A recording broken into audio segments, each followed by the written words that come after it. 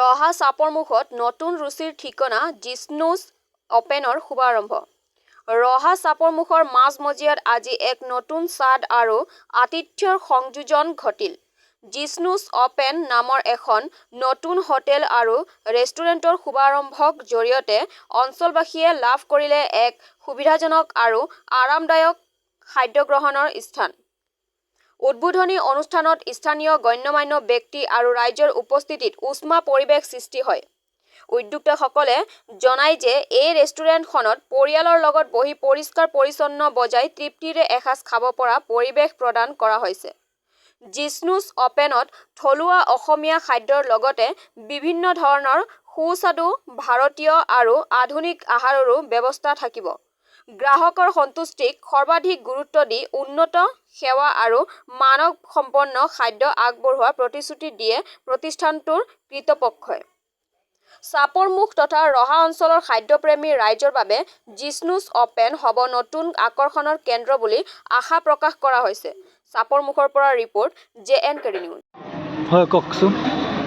নেদেখাজনৰ আশীৰ্বাদ আৰু পাৰ্লাৰ ৰেষ্টুৰেণ্টখনৰ স্বত্বাধিকাৰী শ্ৰী ভিভু বৰাৰ একক প্ৰচেষ্টাত চাপৰমুখ অঞ্চলৰ মাজমজিয়াতে এখন আটকধুনীয়াভাৱে ৰেষ্টুৰেণ্ট ফেমিলি ৰেষ্টুৰেণ্ট, যাৰ নামটো আমাৰ একমাত্ৰ সন্তান জিষ্ণুৰ নামেৰে জিষ্ণু আপ্যায়ন হিচাপে আপোনালোকলৈ আগবঢ়োৱা হৈছে।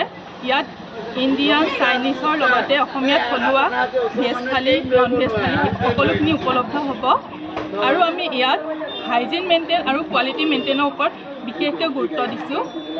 আৰু ভিতৰৰ এম্বিয়েন্সটো আপোনালোকে আহিলে গম পাব, খুব ধুনীয়াকৈ আটক এটা 3D চেলফি পইণ্টো ইয়াত বনোৱা হৈছে। সেইকাৰণে আপোনালোকৰ জৰিয়তে আমি চাপৰমুখ বা দাঁতি কাষৰীয়া অঞ্চলৰ সকলোকে অনুৰোধ জনাইছোঁ, আহক, আহি আমাৰ পৰা এক উন্নত মানৰ সেৱা গ্ৰহণ কৰা আমাক সুযোগটো দিয়ক। দেখা গৈছে আটক ধুনীয়া সজোৱা হৈছে আৰু এখন গাড়ীও বনোৱা হৈছে। হেৰাই যোৱা বাছ এখন আমাৰ ইয়াতে পৰিয়ালসহ আহি যাতে খুব ধুনীয়াকৈ এটা ৰিফ্ৰেছমেণ্ট পায়, তাৰ বাবে ইয়াত এটা আটক ধুনীয়াকৈ বাঁহ বেত খেৰৰ দ্বাৰা এটা কটেজ আমাৰ ইয়াত বনোৱা হৈছে।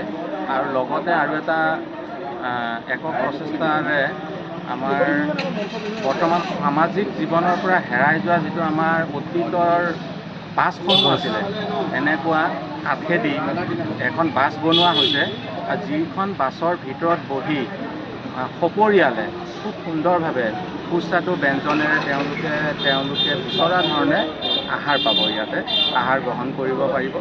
বাছখনৰ ভিতৰত বহাৰ লগে লগে বহুতৰ যেন মনটো এটা সেই অতীতলৈ নষ্টালজিক হৈ পৰিব। গতিকে এইখন আমাৰ জিষ্ণুছ আপ্যায়ন, এখন আমাৰ ফেমিলি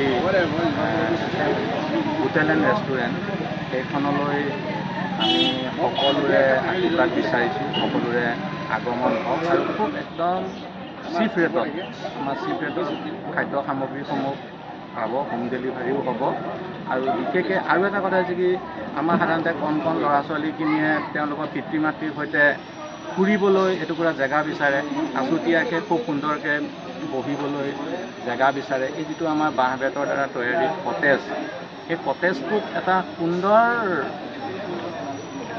অনুভৱ পাব, এটা ভাল পৰিৱেশ পাব, এটা ভাল অভিজ্ঞতা পাব। আৰু এই গোটেইখিনি পৰিকল্পনা আমাৰ ভাইটি ভিভু কুমাৰ বৰাৰ পৰিকল্পনাতে হৈছে। বাকী আমাৰ সকলোৰে পৰিয়াল পৰিজন সকলোৰে ইয়াতে সহায় সহযোগ আশীৰ্বাদ আছে, আপোনালোকৰ আছে, সংবাদকৰ্মীসকলেও আমাক প্ৰতিটো ক্ষেত্ৰতে আমাৰ প্ৰতিখন ব্যৱসায়িক প্ৰতিষ্ঠানতে আপোনালোকে যি ধৰণে আমাক দিহা পৰামৰ্শ দিছে, সহযোগিতা আগবঢ়াই আমাৰ এই ব্যৱসায় প্ৰতিষ্ঠানৰ যিখিনি আমাৰ গঠনমূলক সমালোচনাৰে আমাক আগুৱাই যাবলৈ আপোনালোকে যিখিনি সহায় কৰিছে, আমাৰ যুৱবন্ধুসকল আছে, সেই সকলোখিনিৰ ওচৰতে আমি ধন্যবাদ জনাইছোঁ। তদুপৰি আমাৰ এই গৃহটিৰ আমাৰ স্বত্বাধিকাৰী, আমাৰ এই ভূমিখণ্ডৰ স্বত্বাধিকাৰী আমাৰ ভাতৃসমূহক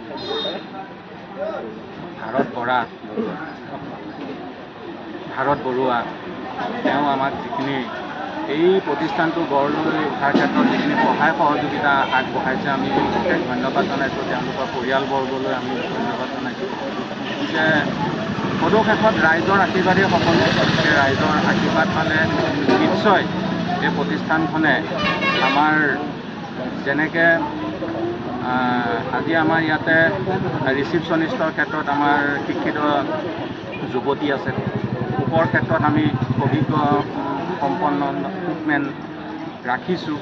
গতিকে এই মানুহখিনিৰো এটা জীৱিকাৰ সম্বল হিচাপে এই যিখিনি আমাৰ কৰ্মচাৰী, সেই সকলোখিনিৰে এটা জীৱিকাৰ সম্বল হিচাপে এই প্ৰতিষ্ঠানখনে এটা সুন্দৰ নিদৰ্শন হিচাপে জিলিকি থাকিব বুলি আমি আশা ৰাখিছোঁ। ধন্যবাদ।